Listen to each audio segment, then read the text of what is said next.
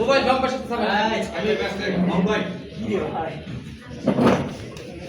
আজকে আমাদের আলোচনার জন্য তিনটা বিষয় স্থাপন করা হয়েছিল। 1 নম্বর প্রধান বিচারপতি নিয়োগ, 2 নম্বর জরুরি অবস্থা,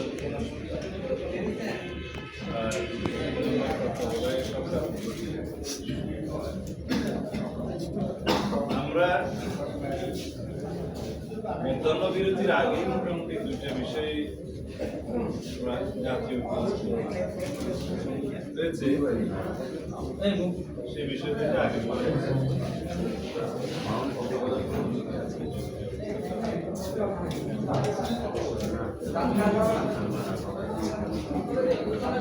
কিন্তু পূর্বে আমাদের এই দুইটা বিষয় অগ্রগতি ছিল। যেহেতু সেই সময় আসা যায়নি, সেই জন্য আজকে আবার বিষয়গুলো চিন্তাভাবনা করা হয়েছে। সেজন্য আলোচনা বেশি করতে হয়। জরুরি অবস্থা সংবিধানের সংশোধনের ব্যাপারে সব এবং এটা আগে দরজাটা খোলা রাখছে, এই জন্য তো গরম লাগে। রাজনৈতিক হিসাবে ব্যবহৃত না হয়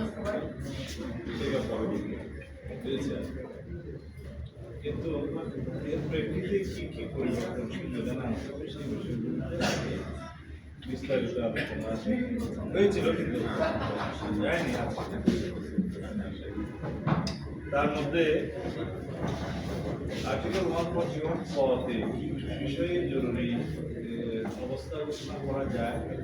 তার মধ্যে যুদ্ধ, আক্রমণ, এরপরে একটা আভ্যন্তরীণ বলা আভ্যন্তরীণ একটা ব্যাপক কাম, এটা অপব্যবহার হওয়ার বা করার সেই জন্য এটা করা যায় সেই বিষয়টা নিয়ে সিদ্ধান্ত। এই শব্দের পরিবর্তে যদি এখানে রাষ্ট্রীয় স্বাধীনতা, সার্বভৌমত্ব এবং অখণ্ডতা বা মহামারী বা প্রাকৃতিক এই শব্দগুলো প্রতিস্থাপনের জন্য প্রস্তাব ছিল হাউজের। তো এখানে আরো একটা শব্দ ছিল, সেটা আছে ক্রাইসিস। এটাও এগেইন এমন একটা বড় কাম যে সেটাকে বিভিন্নভাবে সেই জন্য আমরা এই শব্দগুলো প্রতিস্থাপিত হবে আভ্যন্তরীণ বিষয়ে। দ্বিতীয় হলো যে জরুরি অবস্থা ঘোষণার সময় রাষ্ট্রপতির ক্ষমতা, তবে প্রধানমন্ত্রীর প্রতিস্বাক্ষরের বিধান আছে। এই ক্ষেত্রে প্রতিস্বাক্ষরের বিধান মন্ত্রিসভার সেই বিষয়ে আমরা ওই দিনই আজকে তবে একটু এডিশন এসছে অনেকের প্রস্তাব যাতে জরুরি অবস্থা ঘোষণা সংক্রান্ত মন্ত্রিসভার বৈঠকে বিরোধী দলীয় নেতা অথবা তার বিরোধী দলীয় উপনেতাকে অংশগ্রহণ তাকে আহ্বান জানান, সেটা সুনিশ্চিত করা হয়েছে। আর জরুরি অবস্থার সময় কি কি বিষয় জরুরি অবস্থা বা জরুরি আইনের বাইরে থাকবে সেই বিষয়ে ওই দিনই সেটা একটা আসা গেছিল যে জীবনের অধিকার, রাইট টু লাইফ, এটা যেন থাকবে। তখন আমার প্রস্তাব ছিল যে অনেকে বলেছে যে আমি যেভাবে কথাগুলো বলি এটা নাকি সাধারণ যে সেজন্য আমি তাকে খোলাসা করি। আর্টিকেল 47 যুদ্ধ অপরাধ, মানবতা বিরোধী অপরাধ, গণহত্যা ইত্যাদির জন্য যাদের অভিযোগ গঠন করে বিচার করে, তারা মৌলিক মানবিক মানে ফান্ডামেন্টাল রাইটস এর কিছু কিছু বিষয় তাদের জন্য হয় না। তার মধ্যে আর্টিকেল 31 যা আছে সেটা সেই আর্টিকেল 31 অনেক লম্বা হবে। সেটা অনেকটা আপনার দণ্ডের বিধান আছে এগুলো আপনাদের সেগুলো যেহেতু বিকল্প হয় জরুরি আইন চলাকালীন সময়ে যে সমস্ত অভিযুক্তরা জরুরি আইনের রাইট যদি সেটা সুযোগটা নিতে না পারে সেজন্য আমি করা দরকার যাদের বিরুদ্ধে হবে অপরাধ এবং গণহত্যার অভিযুক্ত এখানে রাইট টু লাইফ এটা অবশ্যই সেটা সবাই আরেকটা বিষয় কমিশনের প্রস্তাব এসেছে যে বিচার ও দণ্ড সম্পর্কে বিদ্যমান বিধানের সংবিধানের 35 অঞ্চলের যেন সর্বকাল না এখানে আমি ক্লিয়ারলি বলেছিলাম যে বর্তমান সংবিধানেও আর্টিকেল 36 টু 42 মানে এক্সেপ্টিং 41 এগুলো ক্ষেত্রে জরুরি আইন প্রযোজ্য এখানে 41 হচ্ছে ধর্ম পালনের অধিকার দিয়েছিল অধিকার ইত্যাদি একইভাবে 35ও নাই আমার দৃষ্টি ছিল যে এটা অলরেডি বাইরে আছে জরুরি আইনের সেটা আবার এখানে দরকার ছিল তো সেটা হচ্ছে বিভিন্ন আদালতে ট্রাইব্যুনালে মামলা করার অধিকার থাকবে এবং এরকম অধিকার আছে আরেকটা বিষয় ওই দিন আমার ছিল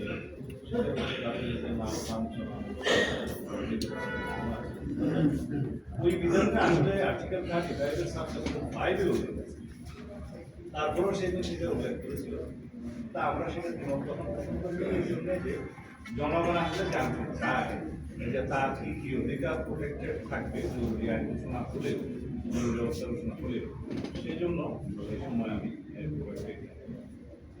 আবৃত্তি করি বিকজ এটা অনেক প্রোটেক্টেড আছে তারপরেও আটটা করতে চাইবে ছিল কিন্তু আজকে যখন 35 আর্টিকেলে উল্লেখ করে তখন বললাম অলরেডি জরুরি অবস্থা ঘোষণা করলে আর্টিকেল 35 পড়েই না তারপরেও যেহেতু সবাই বিবেচনা করেছে তারপরেও উল্লেখ থাকতে হবে সেই হিসাবে রাখি এই হচ্ছে জরুরি আইন সম্পর্কে আজকে বক্তব্য আর প্রধান বিচারপতি সংক্রান্ত আপনারা জানেন এর আগেও একদিন আলোচনা হয়েছে হাউসে সবাই একমত যে রাষ্ট্রপতির যে সীমাহীন ক্ষমতা প্রধান বিচারপতি নিয়োজিত হচ্ছে এখন আছে আর্টিকেল 95 এ বাংলাদেশের যে কোনো নাগরিক প্রধান বিচারপতি হিসেবে যায় যদি তার প্রধান বিচারপতি দেওয়ার জন্য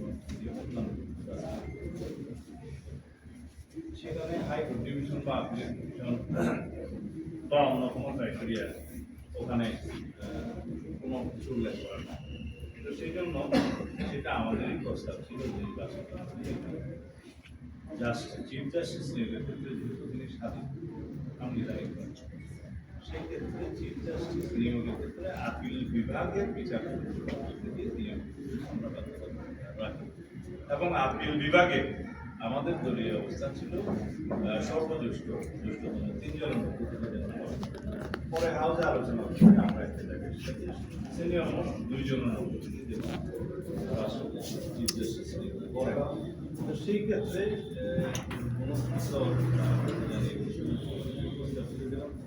সিনিয়র মোস্ট জ্যেষ্ঠতম যিনি হবেন একজন তাকে এখানে আমাদের একটা অবজেকশন ছিল আমাদের অভিজ্ঞতা পরে যে সিনিয়র মোস্ট যিনি হবেন তিনি অত্যন্ত বিতর্ক বা মনি বা এরকম আমরা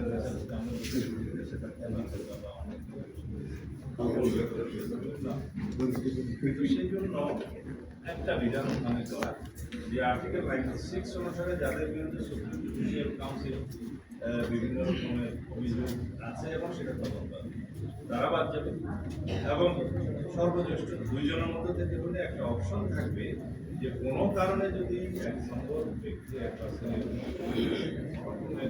কোনো অবজারভেশন থাকে এটা ইন প্র্যাকটিস দেখা যায় তখন যাতে অ্যাটলিস্ট আরেকটা অপশন থাকবে এইটা অনেকেই মনে করেছে যে এটা হয়তো রাজস্ব কিন্তু এখানে যেহেতু রাষ্ট্রপতি নিয়োজিত বা ইলেক্টেড পার্সনের নামে একটা প্রস্তাব আছে যে দেওয়া হয়েছে বা আপামত গোপন ভোটের মাধ্যমে স্বাধীনভাবে আগে রাষ্ট্রপতি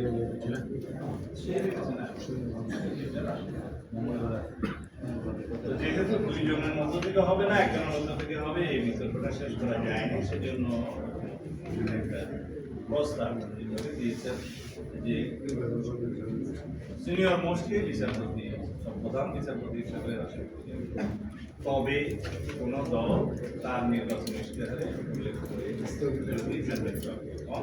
তখন সেই দল হয়, তখন তারা দুইজনের প্রভিশনটা রাখতে পারে।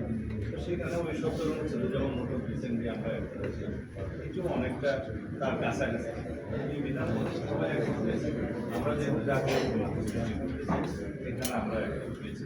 এই ছিল দুটা বিষয়। আর তত্ত্বাবধায়ক সরকার ব্যবস্থা যে জুডিশিয়ারি বাদ রেখে তার আগে কয়েকটি বিকল্প প্রস্তাব রাখা যায় কিনা এ ব্যাপারে সবাই একমত না, এবং তত্ত্বাবধায়ক সরকার ব্যবস্থা পুনর্বহালের ক্ষেত্রেও তো দ্বিমত সারা জাতির মধ্যেই সবাই একমত। কিন্তু সেই তত্ত্বাবধায়ক সরকার ব্যবস্থা আগের মতো আর্টিকেল 58 ক এবং ক 2 পরিচ্ছেদে যেভাবে আছে আর কি রাখার যেভাবে আছে সেই গতে যেভাবে গঠন প্রণালী হিসেবে বলা আছে তার মধ্যে পুরোটাই হচ্ছে জুডিশিয়ারি নির্ভর। সেই জন্য সেই জুডিশিয়ারি নির্ভর প্রস্তাবগুলোর বাইরে যদি কয়েকটি প্রস্তাবে আমরা আগে দিতে পারি সবাইকে, তাহলে জুডিশিয়ারিকে বিতর্কের বাইরে রাখতে হবে। এবং শেষ অপশন হিসেবে জুডিশিয়ারিকে যদি রাখতে হয় সেই বিকল্পগুলো বাইরে থেকে যেমন সিরিয়াল 4, 5, 6 এভাবে রাখতে হবে। তো সর্বশেষ অপশন হিসেবে সবাই একটা জায়গায় এসে রাষ্ট্রপতিকে রাখা ঠিক হবে সর্বশেষ। আমরাও মনে করি যে রাষ্ট্রপতিকে না রাখতে পারলেই ভালো। তারপরে যদি ঐক্যমত্যে আসা না যায় সেই ক্ষেত্রে একদম লাস্ট অপশন হিসেবে রাখা যায় একটা ইনস্টিটিউশন, যদি কোনো কিছু নির্ধারিত না করতে পারে। তা আশা করি সেই বিষয়েও সবাই বিবেচনা করবেন, যেটা নির্ধারিত হয় আমরা সেটা মেনে নেব। এখন বিষয় হচ্ছে অনেক আলাপ আলোচনা হয়েছে, আমরা আমাদের পক্ষ থেকে যেটা বলেছি যে রাষ্ট্রপতি সংসদ বিলুপ্ত হওয়া যদি সাধারণ নিয়মের বিলুপ্ত হয় মেয়াদ শেষ তার 30 দিনের আগে এই উদ্যোগ নেবেন যে সংসদে প্রতিনিধিত্বশীল প্রধান রাজনৈতিক দলসমূহের সাথে আলোচনা করে যদি সে আলোচনার ভিত্তিতে কোনো প্রধান উপদেষ্টা বাংলাদেশে না করি যিনি এই অনুচ্ছেদ অনুসারে উপযুক্ত উপদেষ্টা হওয়ার প্রধান উপদেষ্টা হওয়া তাদের মধ্যে থেকে একজন প্রধান উপদেষ্টা করবে। যদি সেই অপশন না পাওয়া যায় তাহলে প্রধানমন্ত্রী, বিরোধী দলীয় নেতা, নিম্নকক্ষের স্পিকার এবং ডেপুটি স্পিকার, সেই ক্ষেত্রে ডেপুটি স্পিকার বিরোধী দলের হবে, যেহেতু ওই অপশনটা আমরা অন্য একটা প্রস্তাবের মধ্যে আছে। সেই 4 জনের সমন্বয়ে গঠিত হবে এবং এটা সভাপতিত্ব রাষ্ট্রপতিও করতে পারে, স্পিকারও করতে পারে। রাষ্ট্রপতি সভাপতিত্ব করলে সেক্ষেত্রে রাষ্ট্রপতির স্পিকার করলে স্পিকার থাকবে 4 জন, কিন্তু রাষ্ট্রপতি সভাপতিত্ব করলে শুধু শুনানি করবে রাষ্ট্রপতি সভাপতি। এই 4 জন মিলে যদি তত্ত্বাবধায়ক সরকারের প্রধান উপদেষ্টা ঠিক করতে পারেন তাহলে সে এখানেই সমাপ্ত। আর যদি সেটা না হয় তাহলে 3 নম্বর প্রস্তাব হিসেবে প্রধানমন্ত্রী, বিরোধী দলীয় নেতা, নিম্নকক্ষের স্পিকার এবং ডেপুটি স্পিকার অবশ্যই অপোজিশন থেকে হবে, এই 4 জন। তার সাথে সংসদের প্রতিনিধিত্বকারী তৃতীয় সর্বোচ্চ দল, মানে প্রথম দল তো সরকারি দল, দ্বিতীয় সর্বোচ্চ তো বিরোধী দল অথবা তৃতীয় যদি কোনো দল থাকে সেই ক্ষেত্রে রাষ্ট্রপতি ডিসাইড করবেন এবং রাষ্ট্রপতি এদের মধ্যে যদি ওনাদের মধ্যে আলাদা এইটাও যদি না পাওয়া যায় না হয় তাহলে প্রধানমন্ত্রী 4 নম্বর প্রধানমন্ত্রী, বিরোধী দলীয় নেতা, নিম্নকক্ষের স্পিকার, সংসদের প্রতিনিধিত্বকারী বিরোধী দলগুলোর মধ্যে এখানে প্রধান বিরোধী দল বাদে যারা ন্যূনতম 5% ভোট পেয়েছে তাদের প্রত্যেক দলের পক্ষ থেকে একজন, এখানে কিন্তু সকল দল মিলে এক্ষেত্রে রাষ্ট্রপতি। এগুলো যদি না হয় তাহলে ত্রয়োদশ সংশোধনী অনুযায়ী তত্ত্বাবধায়ক সরকার যা আছে সেখানে আমরা ফিরে আসতে পারি এবং এই ক্ষেত্রে একটা প্রধান বিচারপতিদের মধ্যে যাদের বয়স 75-এর অনধিক বেশি হবে না, তাদের মধ্য থেকে যারাই আছেন, যাদেরকে পাওয়া যায়, এটা 2, 3, 4, 5 যতজনের হোক, তাদের মধ্য থেকে সিলেকশন হবে এবং সেই ক্ষেত্রে ওই 2 নম্বরে যে কমিটি কথা বলছিলাম, প্রধানমন্ত্রী, বিরোধী নেতা, লোয়ার হাউসের স্পিকার এবং ডেপুটি স্পিকার, এই কমিটি তাদের মধ্যে থেকে যাচাই বাছাই একজনের সিলেকশন করতে পারেন। এর পরেও যদি না হয় তাহলে রাষ্ট্রপতিকে রাখা বা না রাখার বিষয়ে সিদ্ধান্ত নিতে পারে, অথবা রাষ্ট্রপতি না হয়ে কোনো একটা ইনস্টিটিউশন প্রধানকে করা যায় কিনা সেই ক্ষেত্রে এটাও সিদ্ধান্ত বিষয়ে আসবে, অথবা হাউসে যে প্রস্তাবগুলো উপকমিশনের পক্ষ থেকে আসছে যে আপার হাউস, লোয়ার হাউসের এবং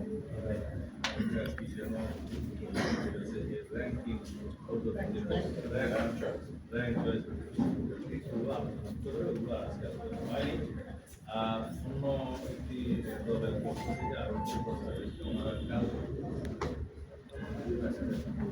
আমরা চাই কয়েকটা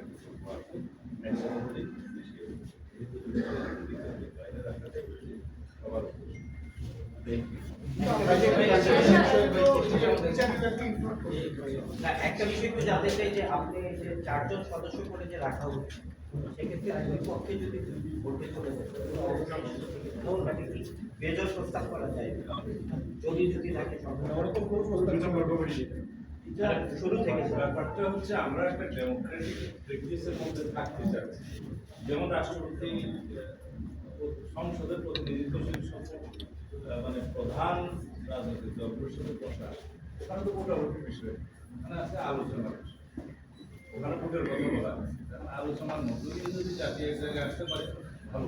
আর এই ক্ষেত্রে যেখানে আপনারা বললেন যে প্রধানমন্ত্রী বিরোধী দলের নেতা নিম্নকক্ষ স্পিকার এবং ডেপুটি স্পিকার এই 4 জনের মধ্যে যদি ভোটাভুটির কোনো পজিশন থাকে তাহলে তো 2-2 হবে খুব স্বাভাবিক। আমরা চাচ্ছি আলাপ আলোচনার মধ্য দিয়ে জাতিতে যে পজিশন অপোজিশন সবাই একটা জায়গায় এসেছে, এখন ভোটাভুটির বিষয়টা তারপরে থেকে শুরু হবে।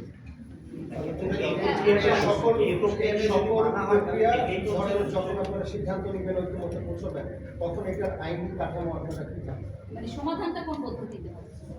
আপনারা অবশ্যই অতীত ইতিহাস বাংলাদেশের দেখেছেন যে ঐক্যমত্য ভিত্তিতে যেটা হয়েছে, যেমন জাস্টিস শাহাবুদ্দিনের ক্ষেত্রে চিফ জাস্টিস থেকে ভাইস প্রেসিডেন্টের পদে সভাপতি, তারপরে প্রেসিডেন্ট রিজাইন করার পরে অ্যাক্টিং প্রেসিডেন্ট। এখানে তো কোনো আইন কানুন করতে পারেনি, সেটা ঐক্যমত্য ভিত্তিতে হয়েছে, এটা ছিল কনস্টিটিউশনের বাইরে। পরে সেটাকে কনস্টিটিউশনালিটি দেওয়ার জন্য একটা সংবিধান সংশোধনই করতে হয়েছে, যে ওনাকে আবার ব্যাক করার জন্য চিফ জাস্টিস ঐক্যমত্যে পৌঁছালে আইন এবং সংশোধনের কোনো বিষয়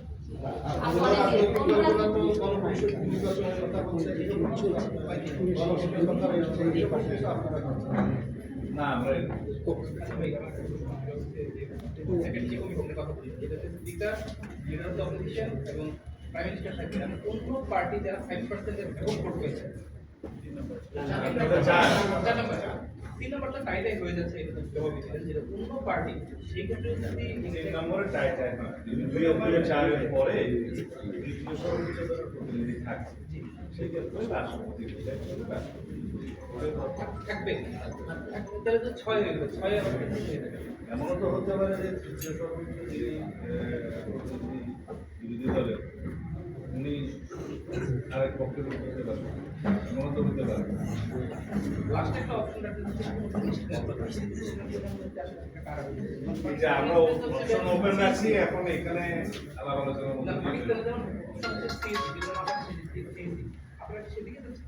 না না, এটা এখন বলা যায় না, এটা আলোচনার বিষয়। যদি সবাই মিলে একমত হয় যেটা হবে সেটা থাকা যাবে।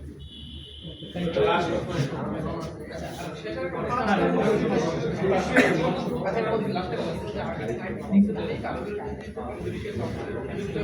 সে চিফ জাস্টিস হওয়ার জন্য বিবেচিত হবে না।